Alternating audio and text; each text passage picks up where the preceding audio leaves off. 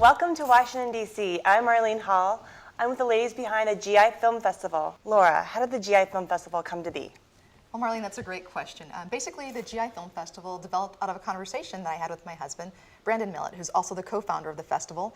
And we were just complaining about the fact that there were a slew of Hollywood films that were coming out that all portrayed soldiers in a negative light. Right. And I realized from my military experience, that these didn't reflect the soldiers that I had worked with. And so we thought, what could we do about it? And we came up with the answer with, how about a film festival? So Brandon has a background in communications and PR, and I had a background in the military, and we pooled our skills together and created the GI Film Festival, and now we're in our 6th year. That's just amazing. And you work on it all year long, basically. Absolutely. We're moving from a once-a-week event to a full-time, year-round organization. In fact, we're going to be hosting an event in LA this November and for Veterans Weekend, and we've got some other events planned around the course of the year. So more to come on that later. That was fantastic. And ladies, I want to talk to you about how you got involved. Linda, how did you get involved in the GI Film Festival, and why did you get involved? Oh, well, about 3 years ago, I received some emails because I have a Purple Heart, so I received some emails, and I saw something about a film festival, and I was so excited. I bought tickets to one of the events. My family and I participated, and I instantly became fascinated about the film festival and excited, wanted to become involved. I notified Laura, met with her for coffee. We had a little conversation, and she said, sure, we'd like to have you involved. So this is my 2nd year as VIP and hospitality manager, and it's going to be a really exciting year for us. So I can't wait. That's wonderful. How did you get involved, Deanne? Well, it was by happenstance that I got an email about the GI Film Festival, and I started looking into it, and coming from a military family, I fell in love with the mission and the purpose of the organization, and I thought I have to do everything possible to help these guys grow the film festival and grow into a year-round organization. That's wonderful. Yeah. Thank you. And Laura, what do the audience have to look forward to for this year's GI Film Festival? This year, I'm calling it unofficially the year of more. We had more submissions this year than ever before. We have more women filmmakers than ever before. We have 14 filmmakers that are women out of the 42 films that we're going to be premiering at the GI Film Festival this year. We have more military filmmakers, which is always great. We're always trying to get more military veterans involved in the filmmaking industry. We have 8 military filmmakers. We have an amazing event. We have celebrity guests that are going to be coming this year. Deanne, do you want to talk about any of the celebrity guests that are coming this year? Yeah, absolutely. We've got some great nights during the week. We have we call it International Night, which is hosted by the Canadian Embassy.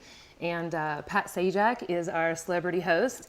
He's not only Canadian, but he's also a veteran, so he fits in perfectly with what we do. Wow. We also have a Military Spouse Appreciation Day/night. So we're bringing in some of the actors from Lifetime's Army Wives. Okay. So they'll be there to help celebrate all the contributions that spouses also give to the military. Right. We're also going to be giving actor Joe Montana the GI Spirit Award on Tuesday at our congressional reception, so we're excited about that. And we're beginning the entire week off with a black tie dinner honoring H. Ross Perot for his support to the military.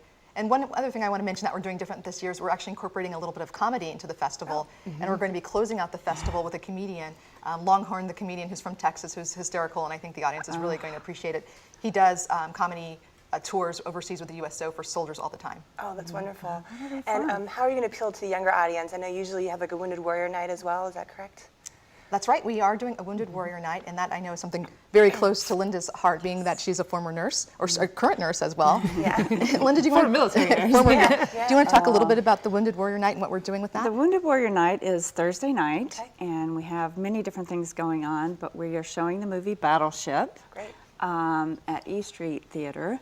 Which I think appeals to a younger audience because we've got Rihanna and all the other stars in that movie. We have so many different venues for this event, but we have activities during the day at the Navy Memorial.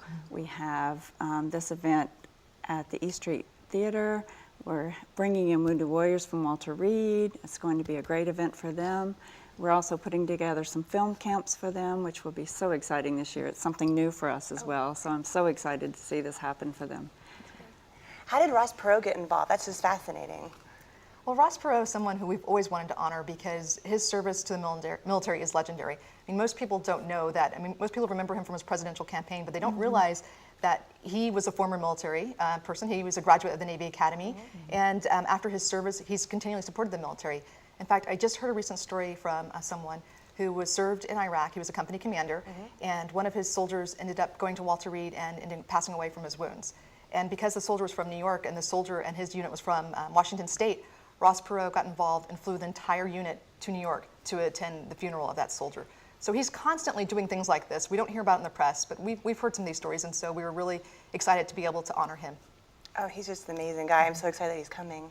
So thank you for joining us today with the GI Film Festival, ladies, and we really look forward to having you at the GI Film Festival. So come out May 14th to the 20th. Thank you.